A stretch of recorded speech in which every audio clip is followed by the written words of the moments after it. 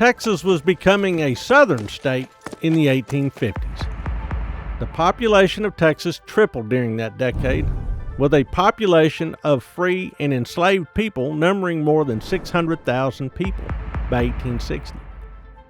Most were Baptist, Methodist, or Presbyterians, but a sizable Catholic presence remained, reinforced by European immigration.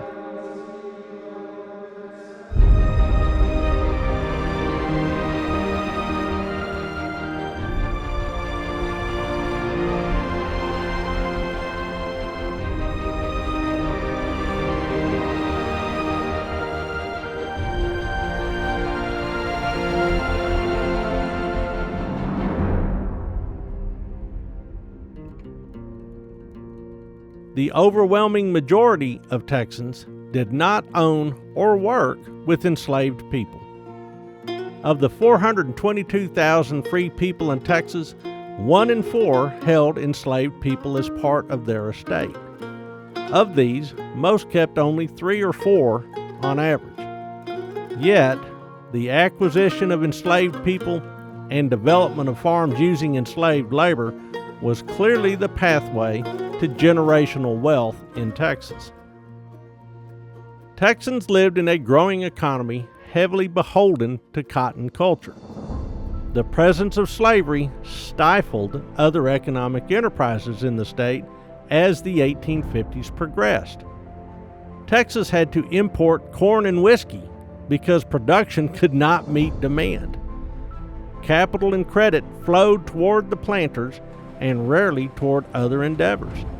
There was little incentive for innovation or stimulation of industry. As a result, the state remained rural and agricultural. The Texas government refused to consider subsidies or incentives to develop the state either. According to the Austin State Gazette, lawmakers believed public funds spent on public improvements led to extravagance, bad management, speculation, and fraud. In short, a waste of taxpayer money.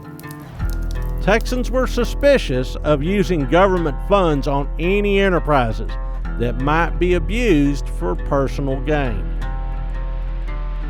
Even with the primitive conditions of the frontier, Texas exported pork, cotton, molasses, and hides in ever-growing quantities.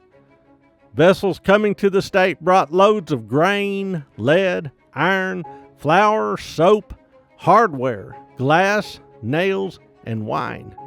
Surprisingly, candles were in short supply and had to be imported. Corn fueled the Texas economy, and imports from the Midwest helped feed the workers of Texas as well as the livestock raised for market. Texans drank a lot of whiskey and coffee. A growing distilling industry could not keep up with demand for brown liquor, and imports flowed down the Mississippi from Kentucky and Tennessee to New Orleans, and then by sea to Texas docks. Brazil supplied most of the coffee being drunk in the state during the 1850s. Not everything in Texas remained primitive. Families that had started out in log cabins aspired to build a house from sawn lumber. From there, they might even dream of a sturdy brick home. A local furniture industry supplied these homes, mixed with imported pieces for those better off. Most manufactured goods, though, came to Texas by boat and remained expensive.